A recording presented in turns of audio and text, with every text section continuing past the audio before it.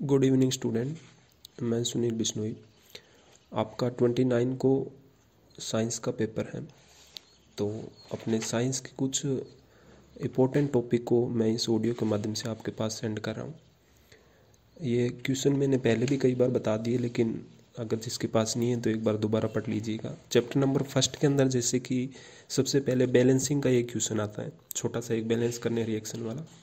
उसके बाद में कुछ नेम रिएक्शन दे रखी हैं। सबसे पहली नेम रिएक्शन जैसे कि एडिशन रिएक्शन दे रखी है, एडिशन की डेफिनेशन और उसका एक एग्जांपल।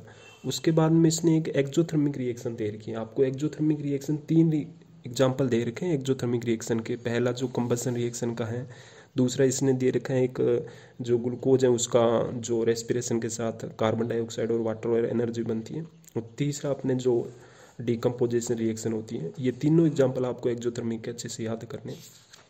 उसके बाद में इसने दे रखी है डिकम्पोजिशन रिएक्शन, इसकी भी आपको डेफिनेशन और एक एग्जांपल याद रखना है। एग्जांपल के अंदर इसने एक दे रखा है सनलाइट के प्रेजेंस में AgBr का जो डिकम्पोजिशन होता है वो फोटोग्राफी के अंदर यूज होता है, तो ये थोड़ा सा आपको ध्यान रखना है। उसके बाद में सब्सटीट्यूशन रिएक्शन दे रखी है, सब्सटीट्यूशन के भी, और डबल डिस्प्लेसमेंट और डिस्प्लेसमेंट दोनों के आपको एग्जांपल याद रखने और डेफिनेशन। ऑक्सीडेशन और रिडक्शन का एक क्वेश्चन आता है, जिसमें भी चार्ज बढ़ता है उसको ऑक्सीडेशन बोला जाता है और घटता है उसको क्या बोला जाता है, रिडक्शन।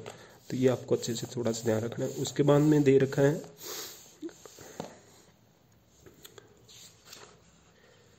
रेंसिडिटी और कोरोजन दे रखा है। ये रेंसिडिटी और कोरोजन तो आपको याद ही हो, जंग वगैरह लगने के से लगा जाता है, तो ये आपको थोड़ा सा ध्यान रख लेना है। नेक्स्ट चैप्टर है सेकंड चैप्टर, जिसके अंदर आपको एसिड और बेस और सोल्ट के बारे में दे रखा है। पीएच स्केल वगैरह दे रखा है ना जहाँ पे, वहाँ से थोड़ा अच्छे से ध्यान रखना। उसके बाद में एसिड और बेस के अंदर जैसे मेटल की रिएक्शन दे रखी है, उसके अंदर नामोटू बनता है, वो थोड़ा सा आप ध्यान रखना है। इसके साथ ही नीचे पेज पे दे रखा है सोडियम कार्बोनेट और सोडियम बाइकार्बोनेट के साथ एसिड की रिएक्शन है ना, तो ये थोड़ा सा आप ध्यान रख लेना कि क्या बनता है। उसके बाद में एक रिएक्शन नेम रिएक्शन दे रखी है न्यूट्रलाइजेशन रिएक्शन, इसकी डेफिनेशन प्लस में इसका एक एग्जाम्पल। जैसे HCl और NaOH की रिएक्शन से क्या बनता है, NaCl प्लस में वाटर, तो ये क्या है, एक न्यूट्रलाइजेशन रिएक्शन है। उसके बाद में आप नेक्स्ट पेज निकालिए, इसके अंदर एम्फोटेरिक ऑक्साइड दे रखा है एक जगह।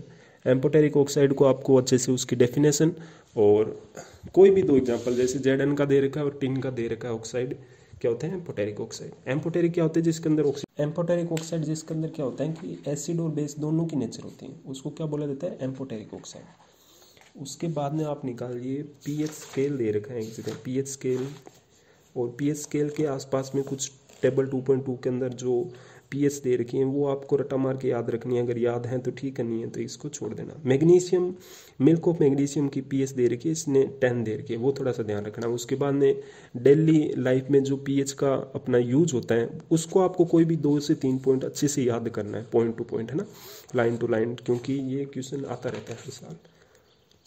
इसके बाद में इस चैप्टर में दे रखा है सोल्ट के अंदर, है ना, जितने भी सोल्ट दे रखे इनके सामान्य नाम, जनरल नेम वगैरह, फॉर्मूले वगैरह याद करने हैं। और उसके अलावा इसके अंदर एक सोडियम हाइड्रोक्साइड दे रखा है, उसके अंदर क्लोर एल्कली प्रोसेस दे रखी है। एल्कली का मतलब होता है बेस वाला, है ना, तो इसके अंदर ध्यान रखना है एनोड पे कौन सा आता है, कैथोड पे कौन सा आता है। एनोड पे एनाइंस आते हैं, एनाइन का मतलब जिन पे नेगेटिव चार्ज है, और अपने पास सोडियम हाइड्रोक्साइड के अंदर नेगेटिव चार्ज किसके पास है, OH के पास है। इसका मतलब एनोड पे क्या आएगा, OH, और कैथोड पे क्या आएगा, Na+। ये थोड़ा सा ध्यान रखना। क्लोर एल्कली प्रोसेस अलग से पूछा जाता है।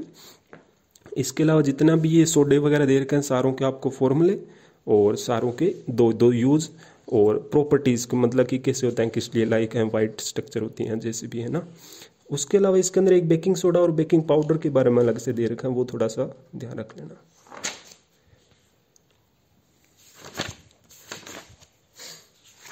नेक्स्ट चैप्टर है 3 नंबर चैप्टर के अंदर आप देखिए मेटल की कुछ फिजिकल प्रॉपर्टीज़ दे रखी है ना, तो वो आपको ध्यान रखनी है कि शाइनिंग वगैरह होती है, सोनोलिसिस वगैरह, कंडक्टिविटी वगैरह दे रखी है। उसके बाद में दे रखा है एलोट्रोप्स दे रखे हैं कार्बन के। कार्बन के एलोट्रोप चैप्टर नंबर 4 के अंदर भी दे रखी है, जैसे ग्रेफाइट है, फ्लोरीन वगैरह, है ना, तो इनको आपको ध्यान रखना है। थोड़ी सी स्ट्रक्चर तो नहीं दे रखी, पर आपको थोड़ा सा देख लेना एक बार। उसके बाद में नेम कुछ रिएक्शन दे रखी हैं, जैसे कि एम्फोटेरिक ऑक्साइड इसी चैप्टर में दे रखा है। एम्फोटेरिक ऑक्साइड की डेफिनेशन, एल्यूमिनियम ऑक्साइड की रिएक्शन एसिड और बेस के साथ, तो एल्यूमिनियम क्या होता है कि एम्फोटेरिक होता है, ये अगर एसिड के साथ रिएक्शन करेगा तो खुद किसकी तरह हो जाएगा, बेस के साथ, और बेस के साथ रिएक्शन होती है किसकी तरह बिहेव करने लग जाए, एसिड के साथ। इसके बाद में कुछ रिएक्शन है और रिएक्टिविटी सीरीज दे रखी है ना, तो रिएक्टिविटी सीरीज को आप अच्छे से ध्यान रखना। जो भी रिएक्टिविटी सीरीज में सबसे ऊपर आता है वो नीचे वाले को क्या कर सकता है, डिस्प्लेस कर सकता है, लात मार के बाहर निकाल देगा। इसका मतलब आपको दो कोई भी एटम दिए जाएंगे, इनको रिएक्टिविटी पूछी जाएगी, तो सबसे ऊपर वाला मोर रिएक्टिव और नीचे वाला क्या होगा, लेस रिएक्टिव। अगर मोर रिएक्टिव है तो ऊपर वाला क्या आएगा, हमेशा अकेला, और नीचे वाला किसी भी सोल्ट के साथ आएगा। जैसे CuSO4+Zn में Zn अकेला आएगा, क्योंकि Zn क्या रहता है ऊपर वाला क्या होता है, मोर रिएक्टिव। उसके बाद में कुछ आयनिक कंपाउंड के बारे में दे रखा है, NaCl और मैग्नीशियम क्लोराइड के 2 ही आयनिक कंपाउंड दे रखे हैं। इनकी आपको प्रॉपर्टीज याद रखनी है जो नेक्स्ट पेज पे दे रखी हैं कि फिजिकल प्रॉपर्टी, बॉइलिंग पॉइंट और मेल्टिंग पॉइंट, सोल्युबिलिटी वगैरह। इसके बाद में मेटल के दे रखे हैं और वगैरह, और की आपको डेफिनेशन याद रखनी है। उसके बाद में कैल्सिनेशन और रोस्टिंग के बारे में अच्छे से डेफिनेशन याद रखना है इनकी। और उसके बाद में दे रखा है रस्टिंग, और रस्टिंग का पूरा दे रखा है, तो रस्टिंग का इससे पहले वाले चैप्टर में भी आ गया।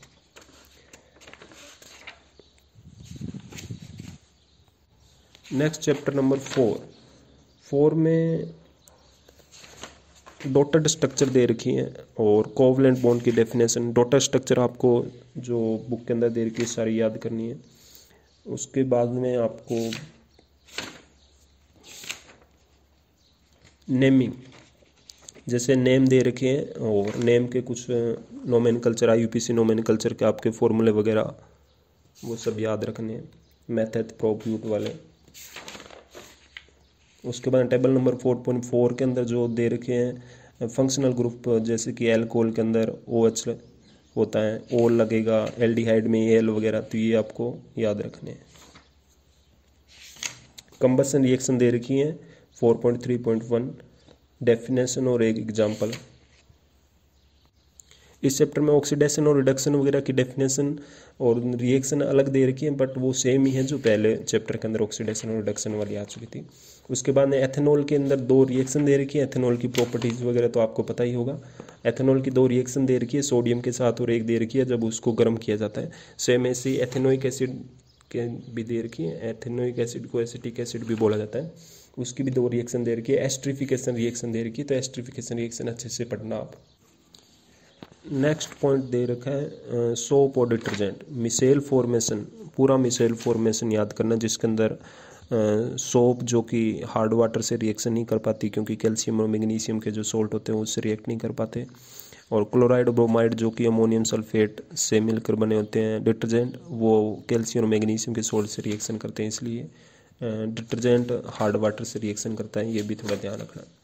उसके बाद नेक्स्ट चैप्टर है चैप्टर नंबर 5, डोबेराइनर का ट्राइड रूल की डेफिनेशन और 3 एग्जांपल दे रखे 5.1 टेबल के अंदर।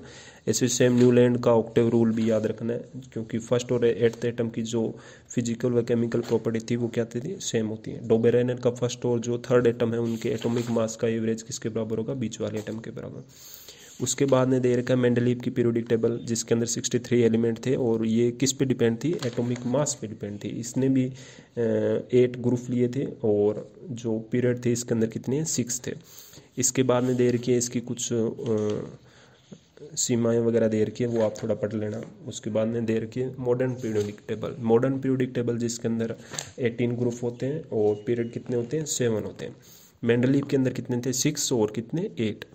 इसके बाद में आपको मेटल, नॉन मेटल, मेटलॉइड वगैरह याद रखने, और 30 तक अगर आपको एटॉमिक मास वगैरह नंबर वगैरह याद हैं तो काम चल जाएगा। उसके बाद आपको याद रखनी पूरी दे रखी है इसके अंदर एटॉमिक साइज वगैरह, वैलेंस इलेक्ट्रॉन वगैरह, वैलेंसी वगैरह, KLM सेल वगैरह, इलेक्ट्रॉनिक कॉन्फ़िगरेशन वगैरह दे रखा है। वैलेंसी दे रखी है, वैलेंसी की डेफिनेशन। उसके बाद एटॉमिक साइज़, और एटॉमिक साइज़ का आपको लेफ्ट टू राइट और अप टू डाउन आपको पूरा याद रखना है कि लेफ्ट टू राइट क्या बढ़ता है, इफेक्टिव न्यूक्लियर चार्ज, जिसके कारण क्या आता है, ट्रैक्शन फोर्स बढ़ता है। ट्रैक्शन फोर्स के कारण क्या होता है, साइज छोटा होता है। और अप टू डाउन पे क्या बढ़ता है, साइज बढ़ता है। अगर साइज बढ़ेगी तो एटॉमिक रेडियस भी क्या होगी, बढ़ेगी। उसके बाद मेटल और नॉन मेटल दे रखी, सेम चैप्टर नंबर 3 के अंदर दे दिया था। तो ये आपके केमिस्ट्री के 5 चैप्टर है। आप इतना एक बार जरूर पढ़ लीजिए, बाकी आपको जो पढ़ना है वो पढ़ लेना।